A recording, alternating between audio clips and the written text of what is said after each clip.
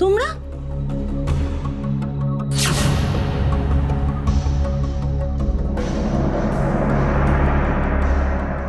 কোত্থেকে এলে? কোত্থেকে এলে ঝিলিককে নিয়ে?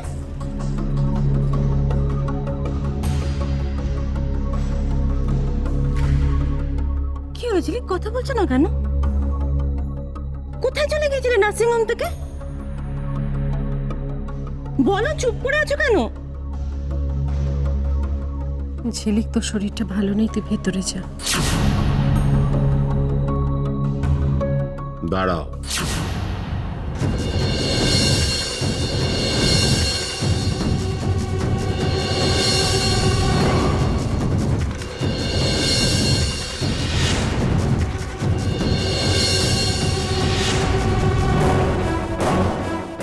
বাচ্চাটা কোথায়?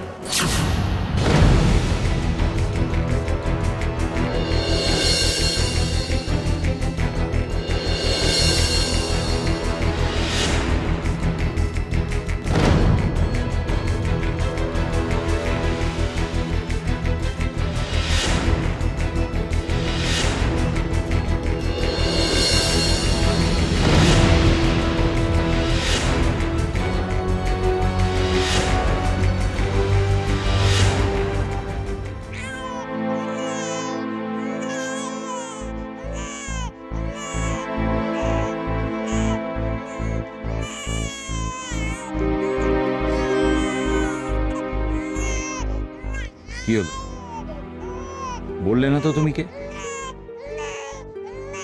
বলার কিছু থাকলে তো বলবে।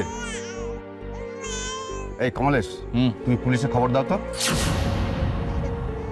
বেটা মনে হচ্ছে চোর। না না, আপনারা ভুল বুঝছেন, বিশ্বাস করুন আমি চোর নই, ভুল বুঝছেন আপনারা। তাহলে ঠিকটা কি বলো? এভাবে চুপ করে থেকো না, তোমাকে বলতেই হবে সত্যিটা কি। তুমি কে, কোথা থেকে আসছো, এইভাবে ফুলের গাড়িতে কেন লুকিয়ে আছো, এটা তোমায় বলতেই হবে। দেখো, চুপ করে থেকে সময় নষ্ট করো না, বলো। ওর না মনে হয় খুব খিদে পেয়েছে, সে তখন থেকে কেঁদে যাচ্ছে। একটু প্লিজ আমাকে কেউ দুধ এনে দেবেন? চাপ বাবা, এ তো আচ্ছা ধরিবাজ মেয়ের পাল্লায় পড়ে গেছে। এই কমলেশ, তুমি কিন্তু এইসব কেসে একদম জড়াবে না। এক কাজ করো, ওকে 2 পয়সা দিয়ে বিদে করো তো। এই 2 পয়সা নিয়ে বিদে হও। প্লিজ একটু বোঝার চেষ্টা করুন, সারাটা রাত ধরেও কিচ্ছু খায়নি। ও যদি এভাবে না খেয়ে থাকে ওর ক্ষতি হয়ে যাবে খুব বড়। প্লিজ এরকম করবেন না, প্লিজ প্লিজ ওকে কিছু একটা খেতে দিন প্লিজ। এই নাও, এই টাকাটা ধরো, দোকান থেকে দুধ কিনে বাচ্চাটাকে খাইয়ে দাও। আর এখন এখান থেকে এসো, এমনিতেই পুজো বাড়িতে মেলা কাজ আছে, নাও ধরো। দাঁড়া কমল,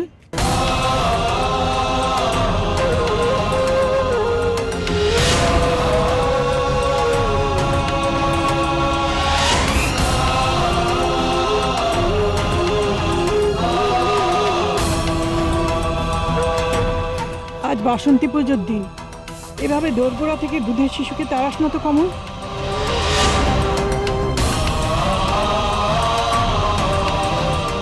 কিন্তু মা, তুমি তোর কোনো কথা আমি শুনবো না আজকে কমল। এই চ্যাটার্জি বাড়ির দোরগোড়া থেকে কি কেউ কোনদিন আজকের দিনে অভুক্ত ফিরেছে? এসো তো বাচ্চা, তুমি বাচ্চাটাকে নিয়ে এসো।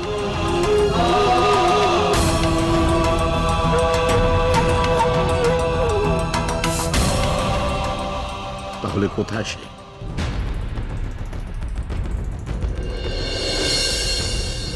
কোথায় আমার নাতনি? কোথায়? দেখো সমর, সেই মুহূর্তে ওরা কোথায় আমি নিজেও জানি না, তবে লক্ষ্মীর মুখে যেটুকু শুনলাম তাতে একটাই আশা, পড়ি গল্প শোনাতে এসেছো? গল্প? আমি কোনো বাহানা শুনতে চাই না প্রতিমা।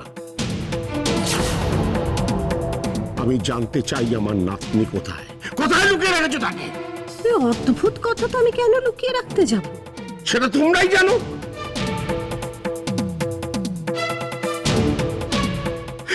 আমি সব রকম সুব্যবস্থা করেছিলাম ওই নার্সিংহোমে, তারপর তারপরেও তোমরা কেন ঝিলিককে ওখান থেকে লুকিয়ে বার করলে? কেন?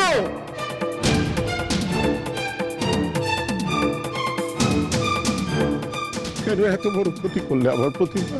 আমি ক্ষতি করার জন্য নয়, যাতে ঝিলিকের আর ঝিলিকের সন্তানের কোনো ক্ষতি না হয় সেই জন্য আমি অন্য নার্সিং হোমে ব্যবস্থা করে রেখেছিলাম।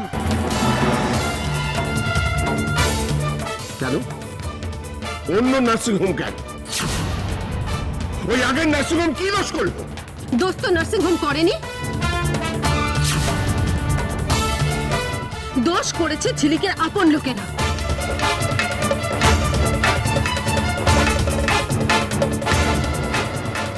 তোমার স্ত্রী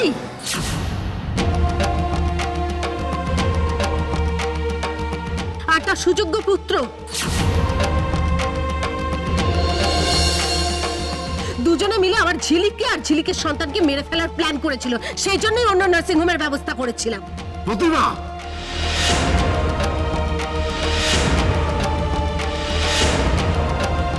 কি বলছো তুমি জানো? আমি খুব ভালো করে জানি, আর এটাও জানি যে ওদের থেকে নার্সিং হোম থেকে পালিয়ে গিয়েও ঝিলিক রক্ষা পায়নি।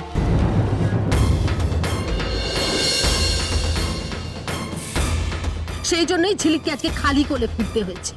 খবরদার বলছি, একদম বাজে কথা বলবেন না। ভিত্তিহীন মন গড়া অভিযোগ তুললেই হলো।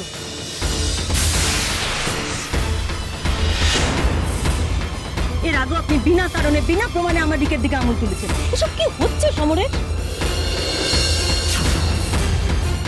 কোন সাহসে উনি বারবার এরকম মিথ্যে অভিযোগ, নোংরা অভিযোগগুলো তুলতে পারে আমাদের বিরুদ্ধে? তোমার মাথা খারাপ হয়ে গেছে প্রতিভা।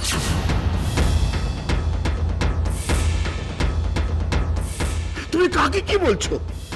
কি প্রমাণ আছে তোমার কাছে? প্রমাণ আছে বলেই বলছি সমরেশ।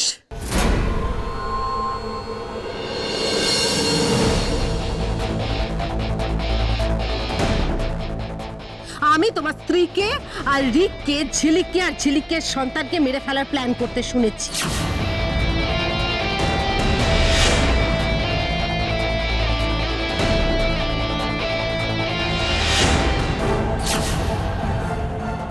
আর সেই উদ্দেশ্যে ওরা নার্সিং হোমে গিয়েছিল। প্রতিভা,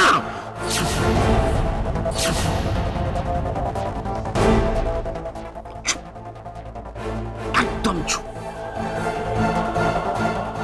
মুখে কিচ্ছু আটকায় না তোমার, না? যা খুশি তাই বলে যাচ্ছ। সত্যিটা বলতে আমার মুখে আটকাবে কেন? তুমি শুনতে চাইলে তাই আমি বললাম। মিথ্যা কথা বলছো তুমি।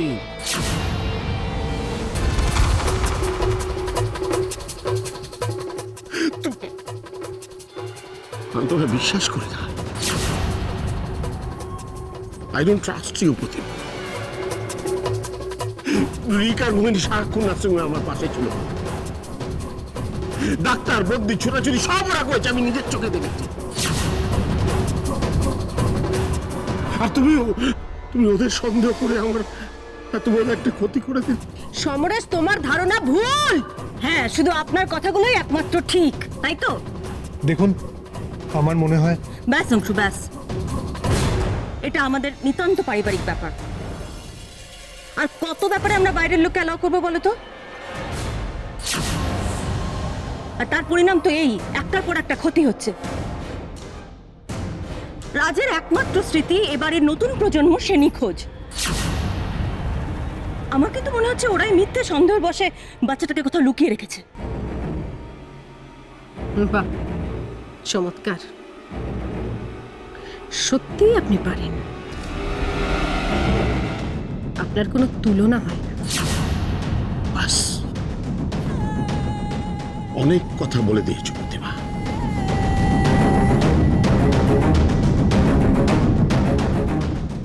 আমিও আর কথা বাড়াতে চাই না। একটা প্রশ্নের উত্তর চাই।